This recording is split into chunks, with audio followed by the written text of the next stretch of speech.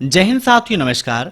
मैं हूं अभय और आप सभी का स्वागत करता हूं आपके अपने परिवार अभय एक्सेल कंप्यूटर में। दोस्तों, अगर आप UPPCL ARO, UPPCL TG two, UPPCL assistant accountant की तैयारी कर रहे हैं या कंप्यूटर से संबंधित किसी भी एग्जाम की तैयारी कर रहे हैं जहां पर कंप्यूटर से संबंधित प्रश्न पूछे जाते हैं, तो यह क्लास आपके लिए है।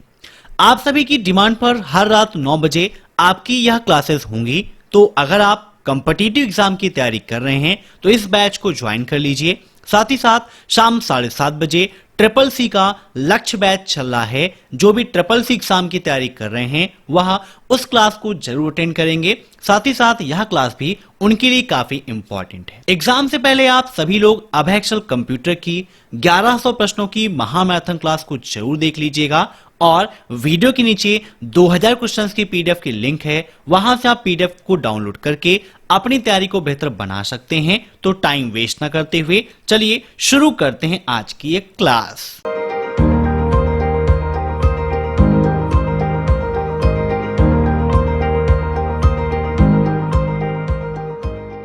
पहला क्वेश्चन है आपका, निम्नलिखित में से कौन सा सबसे पुराना वेब ब्राउजर अभी भी सामान्य उपयोग में है?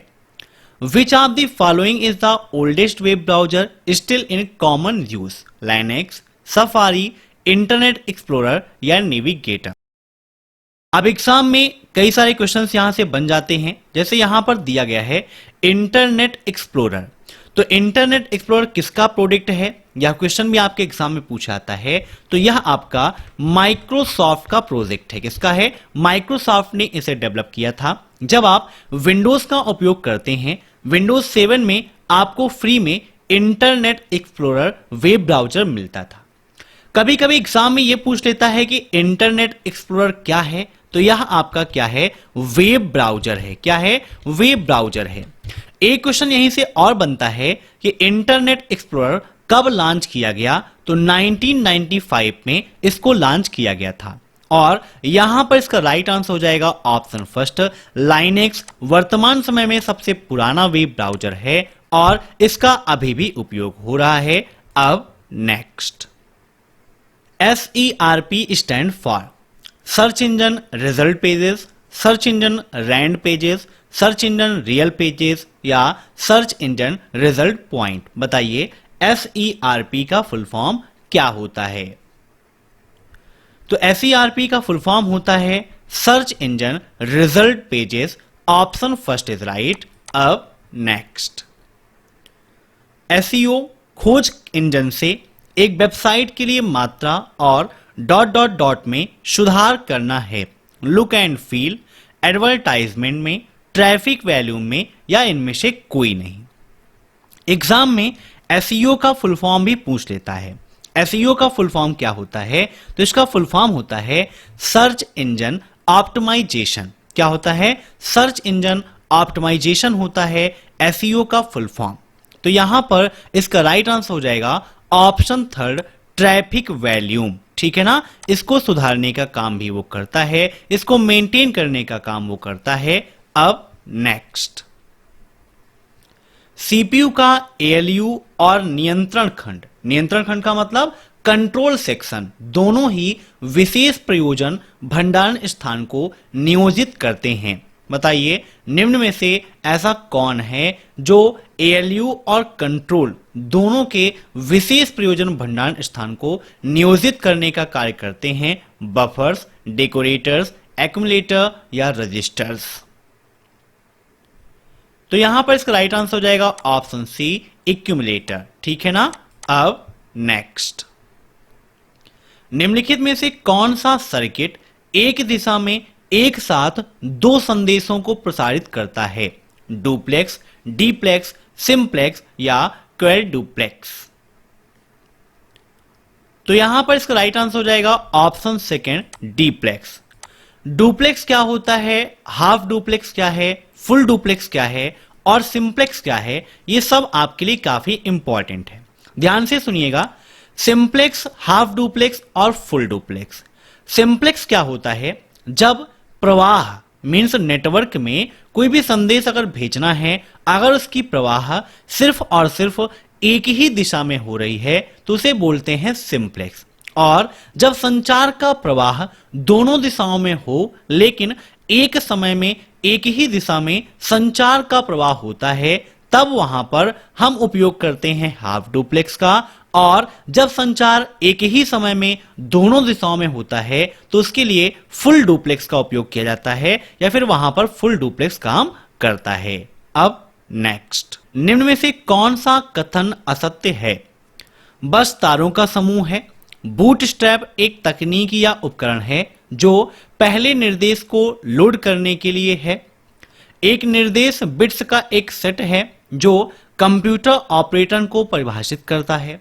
या फिर हर प्रोग्राम की शुरुआत में एक इंटरप्ट सिग्नल की आवश्यकता होती है। बताइए क्या होगा इसका राइट आंसर? काफी इंपॉर्टेंट क्वेश्चन है आपके लिए। तो यहां पर इसका राइट आंसर हो जाएगा ऑप्शन डी, हर प्रोग्राम की शुरुआत में एक इंटरप्ट सिग्नल की आवश्यकता होती है। यह कथन असत्य है। अब नेक्स्ट, निम्न में से कौन सा ब्लूटूथ का उपयोग करके प्रसारित करना मुश्किल है? बताइए कौन सा ऐसा है, मीन्स निम्न में से ऐसा क्या है जो डिफिकल्ट पड़ता है ट्रांसमिट करने में ब्लूटूथ का उपयोग करके? वॉइस में, म्यूजिक में, बिग इमेजेस में या प्रिंटिंग कमांड में? देखिए ब्लूटूथ के जरिए आसानी से आप प्रिंट कमांड दे लेते हो, प्रिंटर को ब्लूटूथ के जरिए कनेक्ट करके आप प्रिंट कर लेते हो। वॉइस भी हो जाता है, म्यूजिक भी हो जाता है, इमेज भी हो जाती है। लेकिन जब साइज उसकी बड़ी होती हैं, बड़ी बड़ी इमेजेस होती हैं, तो ब्लूटूथ के द्वारा उसको प्रसारित करना मुश्किल कार्य हो जाता है। Option third is right. अब नेक्स्ट, एक स्कैटर नेट अधिकतम हो सकता है, मीन्स स्कैटर नेट की जो क्षमता है कितनी हो सकती है? 10 पिको नेट्स के बराबर, 20 पिको नेट्स के बराबर, 30 पिको नेट्स के बराबर या 40 पिको नेट्स के बराबर? बताइए क्या होगा इसका राइट आंसर? तो यहां पर इसका राइट आंसर हो जाएगा ऑप्शन फर्स्ट, 10 पिको नेट के बराबर एक स्कैटर नेट की क्षमता होती है। अब नेक्स्ट, संख्या पैड को दिशात्मक तीर के रूप में कार्य करने के लिए आप किस कुंजी का इस्तेमाल करेंगे? नम लॉक का, कैप्स लॉक का, एरो लॉक का या फिर आल्ट का? कीबोर्ड में आपके 3 लॉक होते हैं, नम लॉक, कैप्स लॉक और स्क्रॉल लॉक। कोई भी एरो लॉक का ऑप्शन तो होता नहीं है, तो ये आपका बिल्कुल गलत है। यहां पर इसका राइट आंसर हो जाएगा ऑप्शन फर्स्ट, नम लॉक, क्योंकि यहां पर बात की गई है नंबर पैड की। और नंबर पैड या न्यूमेरिक कीपैड भी इसको कहते हैं, ये नमलॉक बटन से ऑन होता है और ऑफ भी होता है। ठीक है, कैप्स लॉक क्या करता है? ये हमें ये संकेत देता है अगर हमारा कैप्स लॉक ऑन है तो कीबोर्ड में जो सेकंड लाइट है वो ऑन रहती है और जो भी वर्ड हम लिखते हैं वो कैपिटल में होता है, और जब ये बटन ऑफ रहती है तो जो भी वर्ड लिखते हैं वो स्मॉल में होता है। अब नेक्स्ट, निम्न में से कौन सा वीडियो मॉनिटर पर सबसे छोटा दृश्य तत्व है? Which of the following is the smallest visual element on a video monitor? Character, pixel, byte या फिर बिट? बताइए क्या होगा इसका राइट आंसर? तो यहां पर इसका राइट आंसर हो जाएगा ऑप्शन सेकेंड, पिक्सल। ठीक है ना, पिक्सल वीडियो मॉनिटर पर सबसे छोटा एलिमेंट होता है। अब नेक्स्ट, ऑपरेटिंग सिस्टम के साथ समन्वय में हार्डवेयर की पहचान और नियंत्रण कौन करता है? पावर केबल, माउस, एसएमपीएस या फिर बायोस? बताइए क्या होगा इसका राइट आंसर? ऑपरेटिंग सिस्टम के साथ समन्वय में हार्डवेयर की पहचान करने का कार्य होता है बायोस का। अब एग्जाम में बायोस का फुल फॉर्म भी पूछ लेता है, तो बायोस का फुल फॉर्म होता है बेसिक इनपुट आउटपुट सिस्टम। क्या होता है? बेसिक इनपुट आउटपुट सिस्टम, याद रखिएगा। ऐसे ही एसएमपीएस का फुल फॉर्म भी एग्जाम में काफी पूछा जाता है, तो इसका फुल फॉर्म होता है स्विच मोड पावर सप्लाई। क्या होता है? स्विच मोड पावर सप्लाई, याद रखिएगा। अब नेक्स्ट, कौन सी चिप का उपयोग उन सूचनाओं को संग्रहित करने के लिए किया जाता है जो विशिष्ट उपकरण मापदंडों का वर्णन करता है। बायोस, एसएमओएस, आरओएमएस या सिस्टम बायोस। बताइए क्या होगा इसका राइट आंसर? तो यहां पर इसका राइट आंसर हो जाएगा ऑप्शन सेकेंड, ठीक है ना, CMOS। अब नेक्स्ट, डेजी व्हील कैसा प्रिंटर है? Laser printer, impact printer, manual printer या नॉन इंपैक्ट प्रिंटर? बताइए क्या होगा इसका राइट आंसर? तो यहां पर इसका राइट आंसर हो जाएगा इंपैक्ट प्रिंटर, ठीक है। डेजी व्हील आपका इंपैक्ट प्रिंटर है। अब एक क्वेश्चन यहीं से बनता है कि वर्तमान समय का सबसे प्रसिद्ध, सबसे विख्यात, लोकप्रिय प्रिंटर कौन सा है? तो लेजर प्रिंटर है, जिसकी उपयोगिता वर्तमान में काफी अधिक है, जो सबसे लोकप्रिय है, सबसे बेस्ट प्रिंटर प्रेजेंट टाइम का लेजर प्रिंटर है। अब नेक्स्ट, बाइनरी नंबर 10111 का दशमलव समतुल्य क्या होगा? What is the decimal equivalent of binary number 10111? 21, 39, 42 या 23? बताइए क्या होगा इसका राइट आंसर? तो यहां पर इसका राइट आंसर हो जाएगा ऑप्शन 4, 23। अब नेक्स्ट, मॉनिटर के गुणवत्ता की पहचान किससे की जाती है? डॉट पिच से, रिफ्रेश रेट से, रेजोल्यूशन से या उपरोक्त सभी? बताइए क्या होगा इसका राइट आंसर? मॉनिटर की गुणवत्ता की पहचान किससे की जाती है?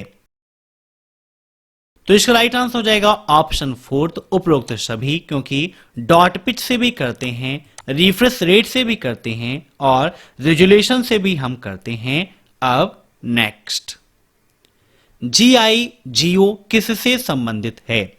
इक्यूरेसी, ऑटोमेटिक, फ्लेक्सिबिलिटी या इनमें से कोई नहीं?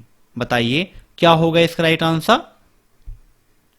तो यहां पर इसका राइट आंसर हो जाएगा ऑप्शन फर्स्ट, GI/GO एक्यूरेसी से संबंधित है। GI/GO का फुल फॉर्म भी एग्जाम में पूछा जा सकता है, तो इसका फुल फॉर्म होता है garbage in garbage out. Means जैसा आप इनपुट प्रदान करोगे वैसा ही आउटपुट भी आपको मिलेगा। अब पेड़ लगाओगे बबूल का तो आम थोड़ी ना पाओगे, बबूल के ही कांटे पाओगे। वैसे ही है, जैसी करनी वैसी भरनी, मीन्स जैसा इनपुट आप देंगे वैसा ही आउटपुट आपको मिलेगा। अच्छा इनपुट अच्छा आउटपुट और खराब इनपुट खराब आउटपुट आपको मिलेगा। अब next, motherboard keyboard controller support program को कहां संग्रहित करता है? बताइए, motherboard keyboard controller support program को कहां पर स्टोर करता है? DRAM में, हार्ड ड्राइव में, रैम में या फिर रोम चिप में?